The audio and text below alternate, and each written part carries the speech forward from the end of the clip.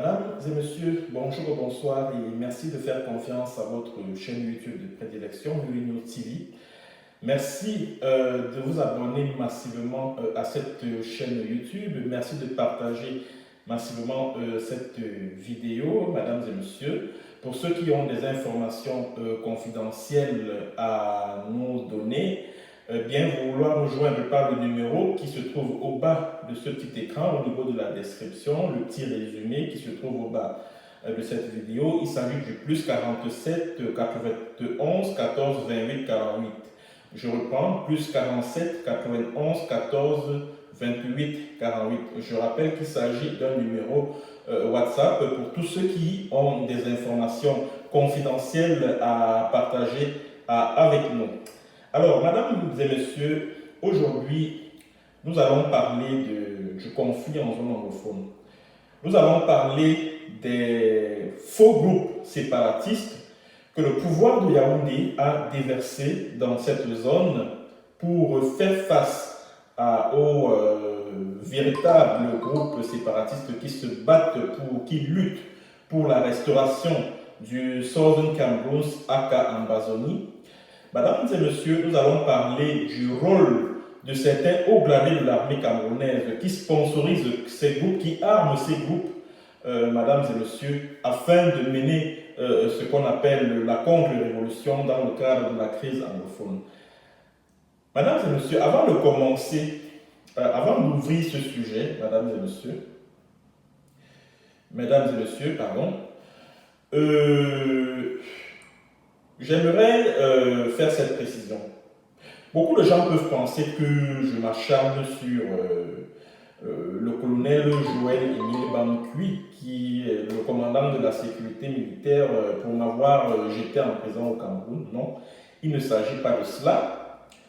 Le problème aussi, c'est que il s'agit d'un personnage qui est trempé dans tous les sales dossiers de la République du Cameroun. C'est un personnage qui ne veut pas se faire discret comme ses prédécesseurs parce qu'il n'est pas le seul à avoir dirigé la sécurité militaire. Il y a bien eu des personnes avant lui qui n'ont jamais fait parler d'elle autant que lui, il le fait. Et c'est vraiment dommage et c'est regrettable. Mais ce que vous devez retenir, c'est que lui-même, il est en train de tout faire pour que l'on puisse parler de lui. C'est ça justement le problème. Et c'est ça la difficulté que j'ai parce que chaque fois que je suis en train d'investiguer, chaque fois que je suis en train d'enquêter sur une affaire, c'est-à-dire qu'à chaque fois, je vois toujours son nom qui apparaît. Chaque fois, je vois son nom qui apparaît. Parfois, je suis embarrassé, je dis, tiens, si je me mets à traiter de cette affaire-ci, on va croire que je m'acharne sur lui, que c'est un règlement de compte et que le sujet que je suis en train de traiter, que je ne le traite pas avec toute l'impartialité que ça nécessite.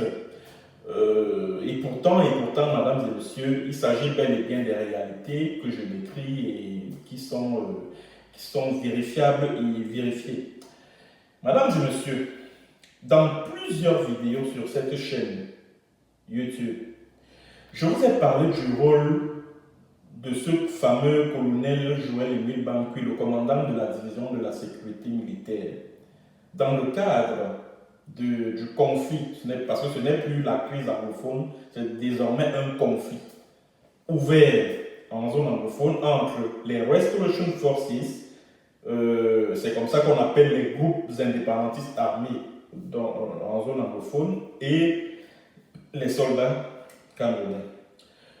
Je vous avais dit dans l'une de mes vidéos sur cette chaîne que le colonel Joël-Émile Bankui est celui-là même qui ravitaille certains groupes armés séparatistes, les faux bien sûr, les faux groupes armés séparatistes en armes et en munitions au niveau de la zone anglophone, afin que premièrement, ils puissent combattre des groupes armés qui sont loyaux à la révolution anglophone, afin également qu'ils puissent mener un certain nombre d'opérations, notamment le kidnapping contre rançon, les assassinats, les décapitations, dans le but d'attribuer tous ces actes au groupe séparatiste authentique.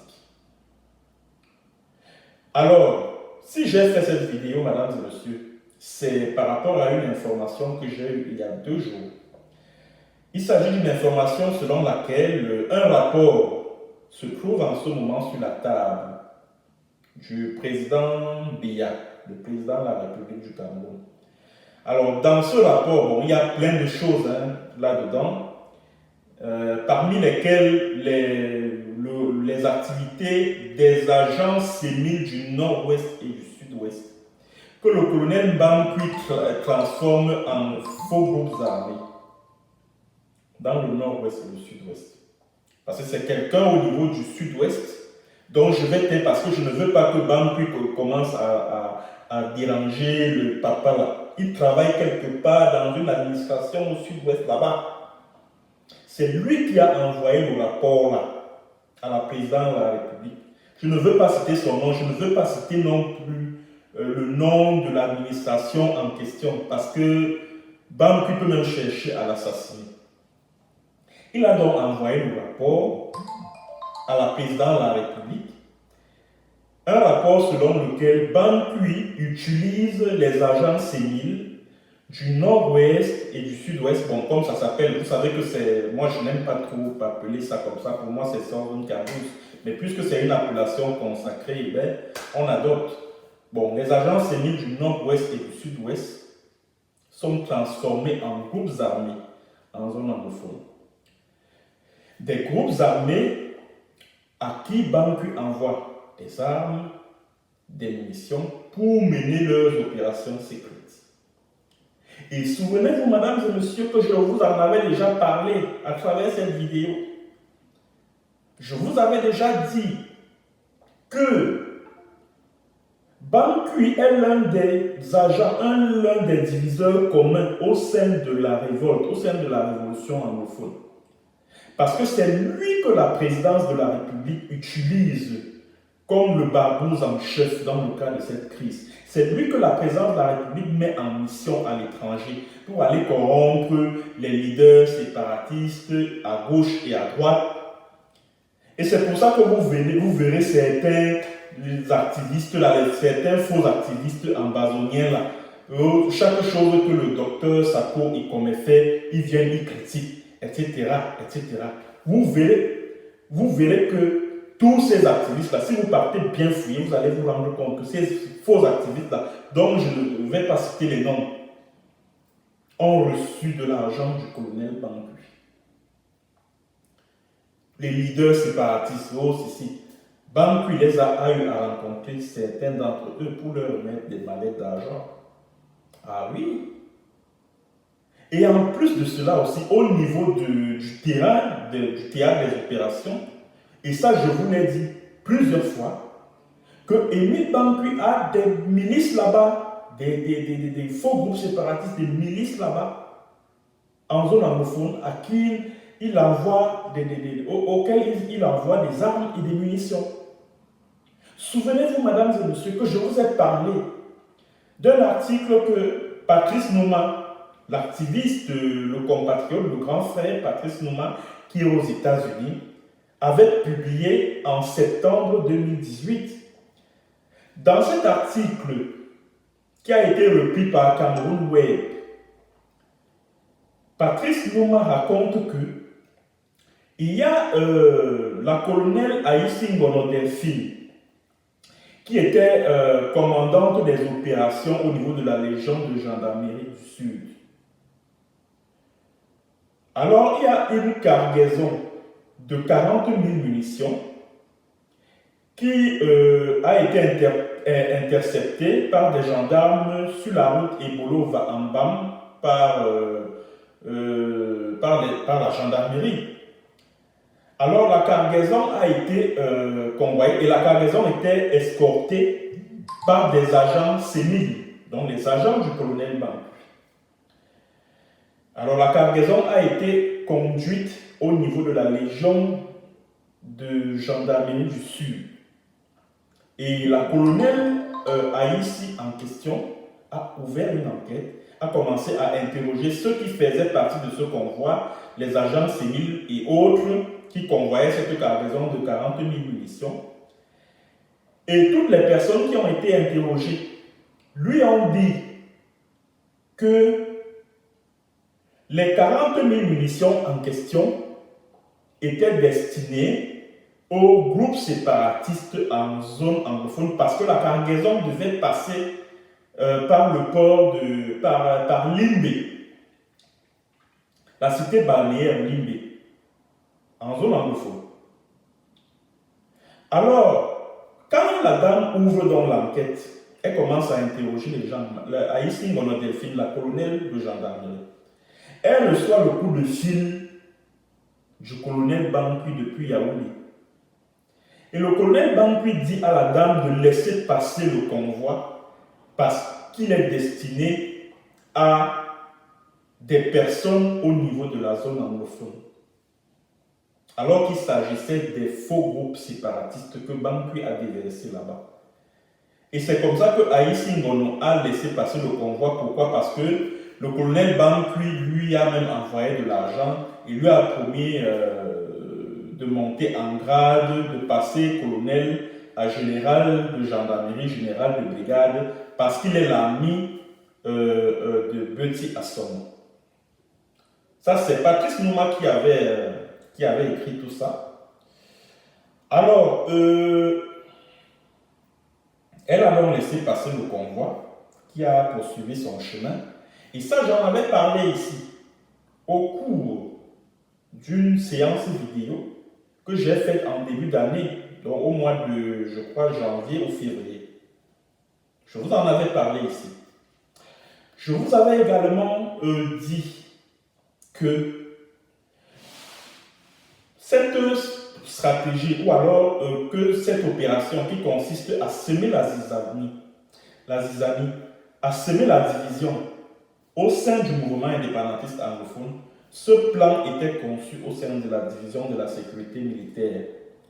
Et comment moi particulièrement, je l'ai su, c'est quand j'y ai été convoqué, entre guillemets, le 23 octobre 2018, ce soir où ce colonel voyou et délinquant m'a pris, il m'a jeté en prison. C'est un de ces agents qui me dit, qui me révèle qu'ils ont mis en place une stratégie qui consiste à diviser ce mouvement indépendantiste anglophone là.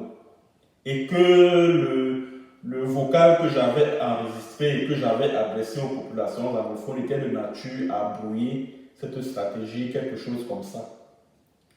Et c'est ce jour-là que j'ai su qu'en réalité, tout ce qui a comme désordre dans le mouvement indépendantiste anglophone, c'est Bankui et ses agents qui en sont l'origine. C'est Bankui et ses agents qui en sont l'origine. C'est Bankui et ses agents qui se battent pour infiltrer le mouvement, pour y injecter des gens qui sont là pour semer la zizanie, qui sont là pour semer le bordel, qui sont là pour faire tout ce qui est nécessaire pour que le Cameroun, pour que les autorités camerounaises ne s'asseyent pas sur une table de négociation sous la médiation suisse avec Dr Sako Ikome, qui est leur président et qui est leur pire cauchemar. Parce que quand vous voyez Sisikou Ayoub Tabé, il est là dans leur poche. Ayabacho Lucas, il est là dans leur poche. Encore que si on s'en va même gratter et fouiller, les Ambazonian Defense Force là travaillent en étroite collaboration avec les Bankui, Emile et tout ça là. Si on s'en va bien fouiller, parce que les Ambazonian Defense Force là, je le dis et je le répète, quitte à ce que les agents de Ayabacho se fâchent, je m'en fous. ADF là, Ambazonian Defense Force là, c'est une succursale. C'est-à-dire que c'est un démembrement du bataillon d'intervention rapide, lobby. Ça, je vous le dis et il faut que vous le sachiez et que vous en soyez informés. Voilà. Donc, si j'ai donc fait cette vidéo, c'est pour partager avec vous cette information-là. L'information selon laquelle un rapport sur les activités des agents séniles du colonel Bankui, les agents séniles du nord-ouest et du sud-ouest, est déjà parvenu au niveau de la présidence de la République. Et ce rapport est bigrement accablant contre le colonel Joël Émile Bancui. C'est cette information que j'avais à partager. Parce que beaucoup de gens peuvent penser que je suis en train de m'acharner sur lui. Non, au contraire, si je viens faire cette vidéo, c'est parce que je me réjouis, puisque je fais partie de ceux qui ont eu à le marteler plusieurs fois, que ce Bancui-là, c'est un chef de milice en zone anglophone. Je l'ai dit maintes fois. Même comme son ami Parfait Mbappé viendra encore le défendre en disant que oui, que je suis en train de raconter des fables de La Fontaine, juste pour qu'on m'accorde des papiers ici en Europe où je suis, et patati et patata. Alors que c'est quelque chose, ce sont des informations que moi j'avais déjà.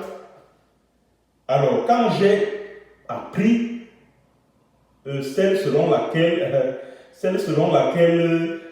des agences civiles du nord-ouest et du sud-ouest sont transformées en groupes armés qui tuent et décapitent. Donc, toutes les décapitations que vous voyez là, on décapite les jeunes filles et les jeunes garçons, on décapite même les hommes en tenue, les militaires et tout ça. Tout ça, ce sont les agents de Bancui qui font ce travail-là. Et même l'affaire de Florence Ayafor, mesdames et messieurs, et je l'ai toujours dit également, je soupçonne le colonel Joël Émile Bancui d'être trempé dans cette affaire jusqu'au cou.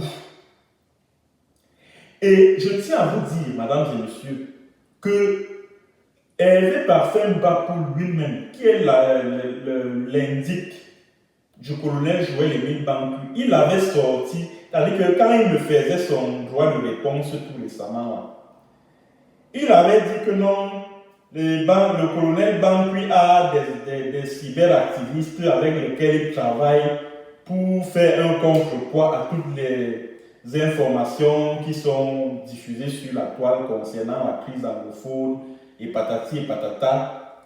Donc ça veut donc dire que toutes les informations sur les agissements de ces groupes terroristes que Bancui a déversés en zone anglophone, là, les toutes premières personnes à avoir ces informations-là, ce sont donc ces cyberactivistes-là, les Rolly Klein, les Mbappé Parfait lui-même, les Paroles Sosten, mais même Makonti Podem.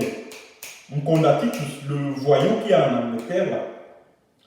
Donc ce sont ces activistes-là qui sont les premiers à recevoir ces informations, à les diffuser, mais de manière à donner l'impression que non, ce sont les Amba Boys, donc les séparatistes armés qui commettent tous ces crimes-là.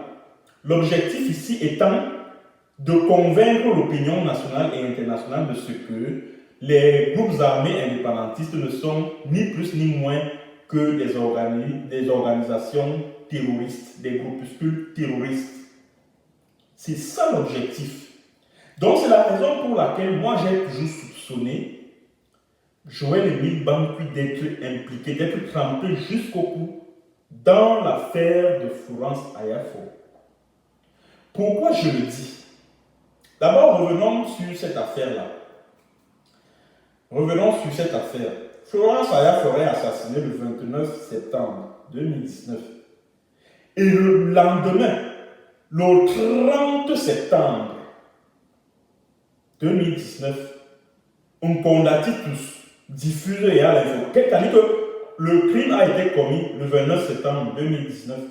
Quelques heures seulement après, on condamne tous, alias Makonfi Podem, un féman qui vit en Angleterre, un voyou, un féman qui vit en Angleterre, qui est l'ami d'Atanganji, qui est l'ami même du colonel Bancui, il diffuse l'information sur Facebook. Et s'il vous plaît, avec le nom de Florence Ayafor, le nom complet, le nom du village dont elle est originaire, le nom c'est-à-dire que ce qu'elle allait faire au moment où elle est enlevée, le mode opératoire des assassins, etc. Ce qui m'a paru suspect parce que c'est-à-dire que comment ont-ils fait pour avoir toutes ces informations. Un, si Florence Ayafor n'était pas en filature depuis des semaines ou voire des mois, comment ont-ils fait pour avoir des informations sur Florence Ayafor d'abord? Si Florence Ayafor, c'est-à-dire que si les agents secrets, les agents, parce que je me souviens, à l'époque, j'avais déjà soulevé le rôle possible des agents secrets camerounais dans l'affaire de Florence Ayafor, parce qu'il est inimaginable qu'un Condaticus, alias Makonki Picodem, ait eu toutes ces informations sur Florence Ayafor, sur ses origines, sur son âge, sur sa profession, sur l'endroit où elle travaillait et tout, sans avoir obtenu des informations d'elle à l'avance. Et pour avoir obtenu des informations de cette jeune gardienne de prison à l'avance, il eût fallu qu'elle ait été placée, c'est-à-dire qu'elle ait été en filature pendant des semaines, voire des mois, pour que Makonki Picodem ait la possibilité, puisse avoir de telles informations sur elle. Et Makonki Picodem ne pouvait pas avoir des informations sur le mode opératoire des assassins si lui, il n'avait pas de connexion avec les assassins eux-mêmes. Voilà pourquoi à l'époque j'ai parlé de crime d'État. Voilà pourquoi à l'époque j'ai parlé de crime d'État. Parce que Makonki Picodem avait dit voilà, ils ont fait ceci, ils ont décapité, ils l'ont trimballé son corps et tout. Et il est même allé jusqu'à donner le nom de l'un des assassins, un certain Roger Assoro. Où est-ce qu'il connaît Roger Assoro? Quelques heures seulement après que le forfait, le crime ait été commis. Comment, quels sont ses liens avec les assassins au point d'avoir une idée précise de ces derniers?